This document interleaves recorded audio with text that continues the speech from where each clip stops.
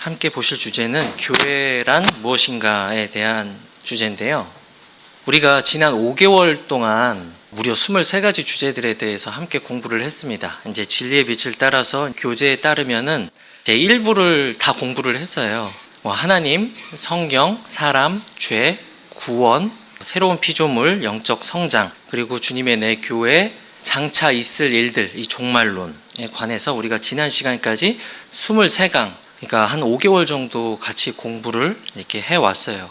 근데 첫 번째 1부가 다시 태어남과 성장을 위해서인데, 사실 이 23가지 주제만 이제 잘 숙지하고 누군가한테 설명만 해줄 수 있으면은 그것만 해도 사실 진짜 엄청난 지식이거든요. 1부에서 우리가 함께 공부했던 것들은 지난 영상들 참조해서 복습을 할 수 있으니까 함께 보시면 되겠고요.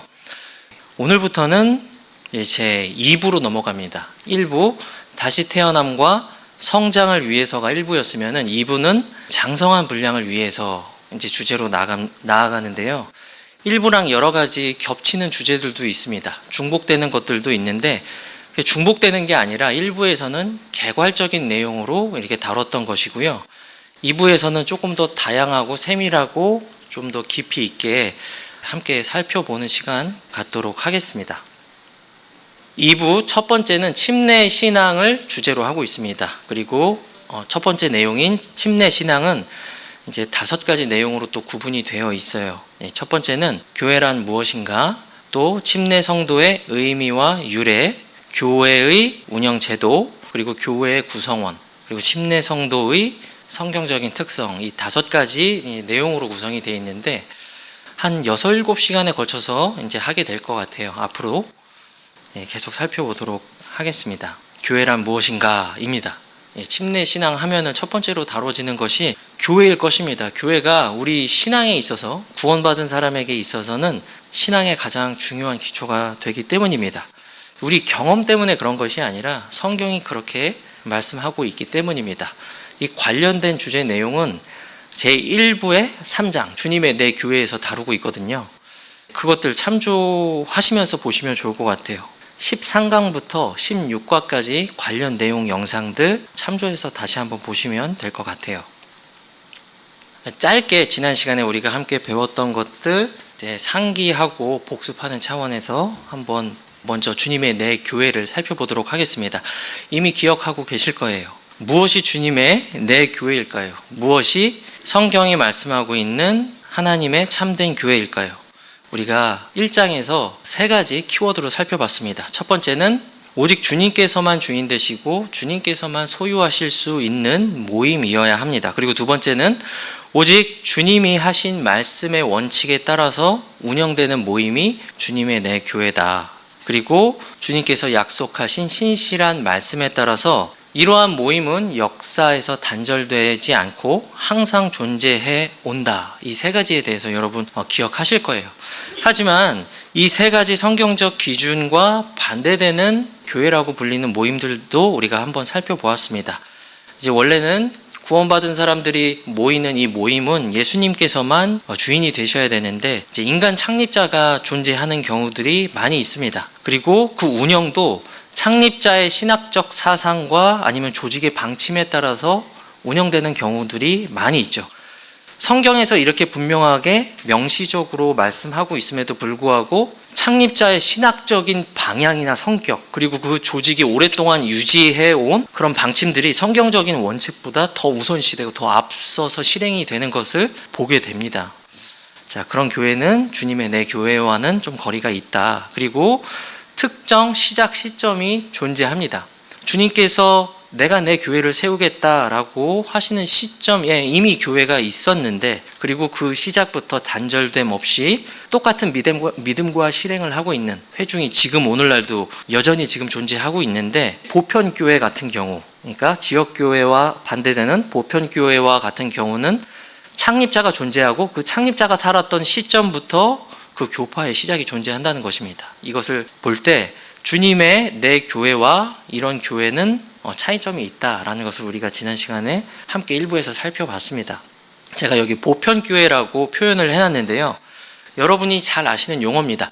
우주적 교회, 보편교회, 이 두 표현은 같은 표현이에요. 영어로는 똑같습니다. 유니버설 처치라고도 하고요. 캐톨릭 처치, 이게 바로 유니버설 처치, 우주적 교회 또는 보편 교회라고 합니다. 자, 교회의 어원입니다. 제가 이게 슬라이드를 작성하다 보니까 뭔가 글이 이렇게 화면에 가득 찼는데 사실 여러분이 너무나도 잘 알고 있는 내용들입니다. 자, 교회는 에클레시아의 그 어원을 두고 있습니다. 예수님께서 지상 사역을 하실 때 그 그리스 로마 세계 그 당시부터 모든 사람들이 에클레시아 하면은 실제적인 모임으로 이해를 했다는 것입니다. 우리가 지난주에 야유의 모임을 했잖아요. 그리고 오늘 오전에는 이렇게 성경 공부를 위한 모임을 하고 있습니다. 이것은 실제적인 모임입니다. 그 당시 그리스 로마 세계에서도 에클레시아 하면은 그런 야유의 모임이나 반상의 모임이나 회의 모임처럼 일반적인 민회나 집회, 정치인 선발을 위한 투표 집회, 학술적인 모임을 위한 집회, 실제적인 모임의 집회였다는 것이죠. 그래서 에클레시아를 사전적인 의미에서 볼 때는 특정 목적을 위해서 불러냄을 받은 무리다라고 이렇게 볼 수가 있습니다. 이것은 성경적인 용례로 그대로 이어집니다. 사도행전 19장을 살펴보았습니다. 사도 바울이 에베소에서 복음을 선포하는데 자, 우상은 다 거짓이다, 허탄한 것들이다 이렇게 얘기했죠. 그러니까 은세공업자 데메드리오가 같은 업종에 있던 조합의 상인들을 불러 모았죠. 소집했습니다. 그리고 그 소집의 목적은 분명하죠. 자기 생업을 보호하고 복음을 선포하는 사도 바울을 반대하고 쫓아내기 위해서입니다. 그리고 예수님께서도 제자들을 소집하셨습니다. 불러내셨고 제자들은 믿음으로 반응해서 불러냄을 받았습니다. 특정 목적을 위해서요. 사전적인 의미나 성경적인 의미에서 에클레시아는 모두 특정 목적을 위해서 불러냄을 받은 무리다라고 이렇게 볼 수가 있습니다. 하지만 제가 방금 말씀드린 사도행전 19장에서 말하고 있는 이 데메드리오 집회, 이 폭동 집회는 에클레시아라는 단어가 사용은 됩니다. 하지만 이것이 예수님께서 소유하시고 주인 되시는 그 에클레시아라고 볼 수는 없겠죠. 마태복음 16장 18절에서 말씀하고 있는 내 교회를 세우리니 라고 말씀하셨을 때 그 예수님의 내 교회는 될 수가 없다는 것입니다. 왜냐하면 이 폭동의 무리는 예수님이 주인 되시지도 않고 그분의 말씀의 원칙에 따라서 운영되는 모임도 아니기 때문입니다. 또 특별한 경우가 있는데요. 사도행전 7장을 보면은 구약의 광야에서 모임을 가지고 있었던 이스라엘 백성도 광야 교회라고 부릅니다. 그리고 그리스어로 정확하게 에클레시아라고 사용하고요. 영어 킹제임스 성경은 처치라고 사용합니다. 자, 그럼에도 불구하고 이 두 가지 에클레시아, 교회는 신약적인 의미의 주님의 내 교회는 아니다라는 것입니다. 자, 그렇다면 신약 성경이 말씀하고 있는 주님의 내 교회, 에클레시아는 정확히 어떤 의미냐? 그것은 각 지역에서 예수님을 믿고 거듭난 후에 침례받은 신자들로 구성된 하나의 신앙 조직을 의미하고 있습니다. 이러한 정의의 교회만이 예수님만이 주인 되시는 교회입니다. 그리고 이러한 정의의 교회만이 예수님의 말씀의 원칙에 따라서 운영되는 교회입니다. 그리고 이러한 모임만이 역사상 한 번도 단절됨 없이 오늘날까지 유지되고 있는 교회라고 볼 수가 있습니다. 자, 이런 주님의 내 교회, 주님의 에클레시아가 신약 성경의 여러 가지 다양한 표현들로 언급이 되고 있습니다. 자, 유인물 4페이지를 참조하시면 자세히 보실 수 있고요. 첫 번째는 지역명 중심으로 표기가 되어 있다는 것이에요. 이 작은 글씨가 잘 보이는지는 모르겠는데요. 예루살렘에 있는 교회, 겐그레아에 있는 교회, 에베소에 있는 교회, 고린도에 있는 교회, 빌립보에 있는 교회, 이런 식으로 지역명을 대표로 이렇게 표기가 되어 있다는 것입니다. 자, 이것으로 볼 때 주님의 내 교회의 첫 번째 특징이 무엇이냐면 지역적이다라는 것입니다. 실제적일 뿐만이 아니라 지역적이다라고 볼 수 있습니다. 자, 두 번째는 광역 지역명 중심입니다. 아시아의 교회들이라고 고린도전서 16장 19절에서 말씀하고 있는데요. 지금 우리가 살고 있는 아시아가 아니라 요한계시록에 나오는 소아시아, 지금 튀르키예 지방이죠. 지역, 그곳에 있는 7교회를 생각하시면 됩니다. 에베소, 사대, 두아디라, 필라델피아, 라오디게아, 이런 교회들을 생각하시면 돼요. 그리고 마케도니아에 있는 교회들이 있죠. 이 지역교회도 데살로니가, 빌립보 교회 정도를 생각하시면 될 것 같습니다. 자, 이렇게 다수의 교회를 총칭으로 묶어서 광역 지역명 중심으로 성경이 지역교회를 표현한다라는 부분이 있습니다. 그런데 여기서 조심해야 될 게 있어요. 무엇을 조심해야 되느냐? 이렇게 광역 지역명 중심으로 한꺼번에 표현했다고 해서 하나의 교회가 그 지역교회 전체를 대표하는 것은 아니다라는 것입니다. 주님의 내 교회는 그 특징이 우리가 1부에서도 살펴보았듯이 지역적이고 자치적이다. 우리가 한 지역교회와 교제를 할 수 있습니다. 한 지역교회가 만약에 어려우면 연보로 도울 수도 있습니다. 하지만 한 지역교회를 대신해서 어떤 중요 사안에 대해서 내가 한 교회가 대신 결정을 내려주거나 아니면은 다른 운영적인 측면에서 대신 치리를 해준다는 것, 이런 것은 비성경적이다라는 것이죠. 자, 광역 지역명 중심으로 이게 집합적인 표현을 했지만 각 지역교회는 자치적이고 독립적이다라는 것입니다. 그리고 세 번째, 지역명 플러스 이제 사람 중심으로 표기된 경우예요. 데살로니가전서 1장 1절인데요. 데살로니가 사람들의 교회라고 표현을 하고 있잖아요. 그리고 라오디게아 사람들의 교회라고 표현을 합니다. 자, 근데 이게 단순한 것 같지만 이것이 매우 중요한 표현입니다. 왜냐하면은 이것이 구약의 경륜과 신약의 새로운 경륜을 구분해 주는 표현이기 때문이죠. 우리가 구약에서는 예루살렘이라는 특정 지역, 그리고 예루살렘 성전이라는 특정 건물에서 성전 경배가 이루어졌습니다. 그 성전 경배를 중심으로 회중의 모임이 이루어졌습니다. 하지만 신약에서는 그렇지 않죠. 지역적인 실제적인 모임과 동시에 특정 사람들로 구성이 되는데요. 어떤 사람들이죠? 우리가 방금 언급했던 것처럼 예수님을 믿고 구원받고 침례에 순종해서 실제 지역적인 모임을 이루는 사람들로 구성이 돼 있다. 자, 우리는 서울제일침례교회라는 이름임에도 불구하고 지금 김포에서 모이고 있죠. 그 이유는 이 모임의 구성원들이 어떤 사람이냐가 중요하기 때문입니다. 지역적인 것과 동시에 구원받고 침례에 순종한 사람들로 모이는 가시적인 모임, 그것이 지금 우리가 신약시대의 주님의 내 교회라는 것이죠. 그렇기 때문에 우리는 학교에서 모여도 되고요, 가정에서 모여도 됩니다. 그래서 고린도전서 16장 19절을 보면은 아굴라와 브리스길라의 집에 있는 교회라고 이렇게 언급을 하고 있어요. 자, 네 번째는 사람 중심 가정교회입니다.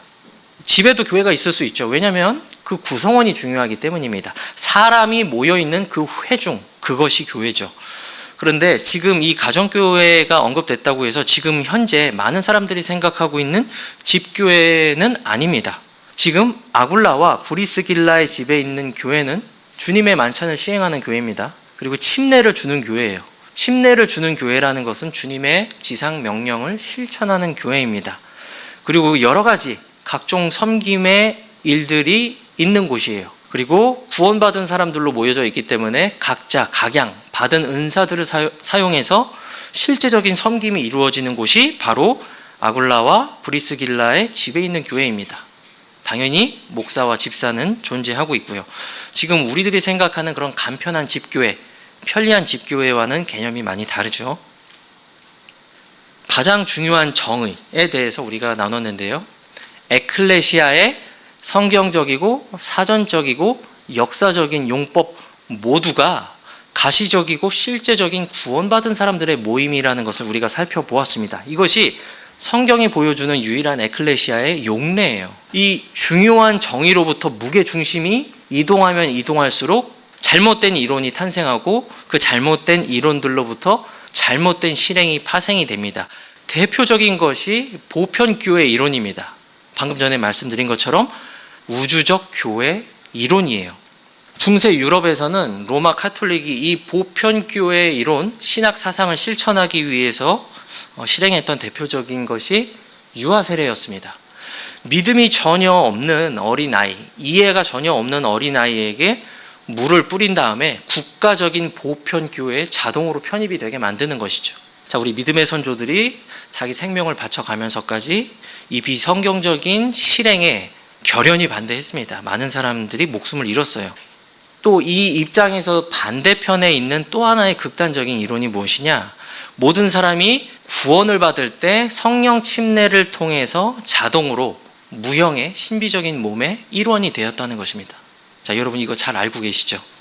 지금 대부분의 교파 교단에서 이제 주류로 받아들이는 교회론, 구원론 신학에 이렇게 포함이 되어 있습니다. 대부분이라고 보시면 돼요. 근데 여러분 되게 신기합니다. 제가 이것을 공부하면서 믿는 것과 실행이 분리될 수 없다는 것을 느낍니다. 왜냐하면 WCC, 에큐메니컬 신학을 추종하는 교회 일치 운동을 하는 조직 산하 가입된 모든 교파 교회를 한번 보세요. 교파와 교단 간의 일치를 추구합니다. 그리고 더 넘어서는 종교 간의 대화까지도 추진을 합니다. 어떻게 그게 가능하죠? 이것을 묶어주는 하나의 이제 다리가 되는 중요한 신학 이론이 있는데 그것이 바로 우주적 교회 내지는 보편 교회 신학입니다. 내가 구원받는 순간 내가 단 한 번도 얼굴도 본 적이 없는 믿음과 실행이 다른 그런 사람들하고 나는 한 지체가 되어 있는 것입니다. 이것이 성경적이지도 않지만 이것이 잘못된 실행으로 옮겨졌을 때 교파 간에, 교단 간에, 심지어는 다른 종교 간에도 서로 일치가 가능하게 만드는 지렛대 역할을 한다는 것이죠. 실제로 보세요. 대부분의 교회들이 교회 일치 운동 가입이 돼 있어요. 갑자기 이름을 잊었습니다, 제가.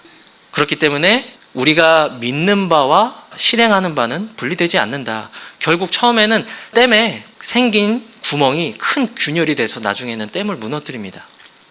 자, 이런 우주적 교회, 보편교회 이론으로부터 나오는 것이 전 지역의 모든 교회를 단일 조직체로 보는 견해입니다.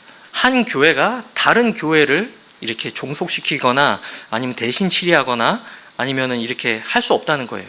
모든 주님의 내 교회는 자치적이고 독립적입니다. 교제하고 연보로 서로 도울 수는 있습니다. 하지만 그러나 하나의 교단 안에서 위계 질서가 생기고 하나의 위계 안에서 우열이 가려지고 이런 것은 주님의 내 교회의 모습이 아니라는 것이죠. 또 세 번째는 특정 장소나 건물을 교회라고 지칭하는 경우입니다. 우리가 기존에 어르신들 얘기 많이 들었잖아요. 오늘 성전에 가서 예배드리자, 교회에 가서 예배드리자, 그리고 내지는 교회 이제 건축 헌금할 때 우리가 교회를 지어야지, 하나님의 성전 지어야지, 그런 얘기들 많이 들어보셨을 거예요. 예전도 많았지만 지금도 여전히 특정 건물을 교회로 생각하시는 분들이 많이 있다는 거죠. 이것은 그분들 잘못이 아니라 예전부터 구약에 있는 성전 경배 제도를 신약 교회에 이렇게 덧입혀서 가르치는 신학자들이 많이 있었습니다. 카톨릭이든 개신교 신학자든 말이죠. 자, 우리는 여기서 성경적 지역 교회 연합의 중요성을 다시 한번 배우게 됩니다. 내가 구원받을 때 내가 알지 못하는 사람들, 믿음과 실행이 전혀 다른 사람들과 한 몸이 된다고 생각하는 것이 아니라 실제적인 성경적인 용례가 눈에 보이는 가시적인 모임을 말하고 있다면 내가 지금 소속되어 있는 이 모임은 전혀 다른 의미를 갖습니다. 여러분 구원받을 때 개인이 구원받으시죠? 서울제일침례교회라는 이름으로 단체로 구원받지 않습니다. 개인이 구원받습니다. 하지만 구원받은 이후에는 결코 개인이 아닙니다. 한 몸에 소속되고 한 지체로서 이제 삶을 살아가게 됩니다. 이것이 바로 구약의 경륜이 아니라 하나님께서 신약의 경륜에서 목표하신 구속사적인 구원의 계획입니다. 만약에 한 구원받은 성도가 하나님께서 지정하신 이 구속사적인 방법과 자리에서 이탈하게 되면은 영적인 보호를 받지를 못합니다. 많은 훌륭한 종교인들이 있지만 이런 성경적인 지역교회 간에서 벗어나는 즉시 뭔가 균형을 잃어버리고 비성경적인 열매를 맺는 모습들을 많이 보게 됩니다. 그렇다고 해서 내가 이런 가시적이고 지역적인 성경적인 교회 안에 있다고 해서 내가 자동적으로 신실한 성도가 된다는 것은 아니죠. 그것은 또 다른 문제입니다. 하지만 성경의 원칙에 따라서 주님만이 주인 되시고 주님의 말씀의 원칙만으로 운영되고 역사상 항상 존재해 왔던 하나님의 구속사적인 목적 가운데 이 지역교회에 소속되어서 내가 올바르게 주님을 섬긴다면 하나님의 영적 보호 가운데서 성장과 열매가 있게 된다는 것입니다. 자, 지금 옆에 사진은 지난주에도 이제 보셨던 사진인데요. 북한 성도들이 박해를 피해서 저렇게 힘들게 모이고 있는 모습이에요. 그리고 지금도 여전히 일부 성도들은 이불을 뒤집어 쓰고 이제 목소리가 들리지 않게 간절하게 기도하고 있습니다. 그 녹취록을 들은 적도 있는데요. 정말 눈물이 앞을 가리는 그런 곳에서 어렵게 신앙생활을 하고 있습니다. 누구든지 쉽게 구원받을 수 있지만 이렇게 교회라는 실행을 하기 어려운 곳이 여전히 이 북한을 포함해서 많이 존재하고 있다는 것입니다. 히브리서 10장에서는 말씀하고 있잖아요. 모이기를 힘쓰라고 말씀하고 있습니다. 그 히브리서의 배경 자체가 어마어마한 대박해 가운데서 행해진 말씀이에요. 각자 집에서 모이면 되지 않습니까? 왜냐하면 우리는 구원받는 즉시 무형의 몸에 소속되는 한 교회 지체이기 때문입니다. 거리는 떨어져 있지만 우리는 그냥 다 한 몸이에요. 보편교회 이론에 따르면 말이죠. 우주적 교회 이론에 따르면 말이죠. 그럼에도 불구하고 왜 모일까요? 구원받은 성도들 안에 내주하시는 성령님께서 무엇이 올바른 지역교회가 아닌지 모든 성도들을 인도하기 때문이 아닐까요? 박해들 가운데서도 역사상 모든 성도들은 실제적이고 지역적인 가시적인 모임을 이루었습니다. 마지막으로 올바른 교회 단어 정의 다시 한 번만 말씀드리고 오늘은 좀 일찍 마치도록 하겠습니다. 주님의 교회는 각 지역의 예수님을 믿고 거듭난 후에 침례받은 신자들로 구성된 하나의 신앙 조직을 의미한다. 이것은 에클레시아의 사전적 그리고 성경적 역사적 용례 이 세 가지에 합치된다. 만약에 이것을 거부하고 우주적인 교회의 이론을 펼치고자 한다면 이 세 가지를 명확히 그 정의들을 다 바꿔 놓아야만 합니다. 신약교회가 충족되려면 네 가지 요소가 있어야 됩니다. 실제 존재하는 한 장소에서 지역에서 조직된 모임입니다. 그리고 복음 안에서 신앙과 교제의 협약에 의해 함께 연합한 모임입니다. 자, 이 말을 쉽게 하면은 오직 성경만이 유일하고 최종적인 권위됨의 믿음 아래서 같은 믿음과 실행을 가진 모임으로 함께 연합된 모임이다. 이렇게 말할 수가 있겠죠. 그리고 구원받고 침례받아야 됩니다. 자, 그런데 지금은 구원받는 게 제일 중요하죠 라고 말하면서 주님의 지상명령에서 침례받는 것 그리고 가르쳐 지키게 하는 것 이 두 가지는 빼고 복음 전하는 것만 전하죠. 그것은 하나님의 말씀을 가감하는 죄입니다. 자, 다음 시간에는 교회의 기원에 대해서 살펴볼 겁니다. 그리고 첫 번째 내용인 교회란 무엇인가는 마무리 지을 건데요. 오늘 이거 한 시간에 하려고 다 해놨는데 사실 너무 길어서 오늘은 짧게 첫 부분에서만 마무리하고요. 교회의 기원은 교회가 무엇인가와 아주 밀접한 연관이 있습니다. 그래서 오늘 우리가 함께 나눈 내용에 대해서 잘 이해해야지만 우리가 교회의 기원에 대해서도 올바르게 이해를 할 수가 있습니다.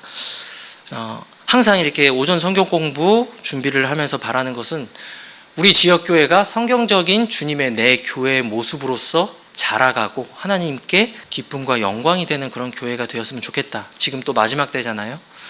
그래서 항상 기도하고 있습니다. 마무리하겠습니다.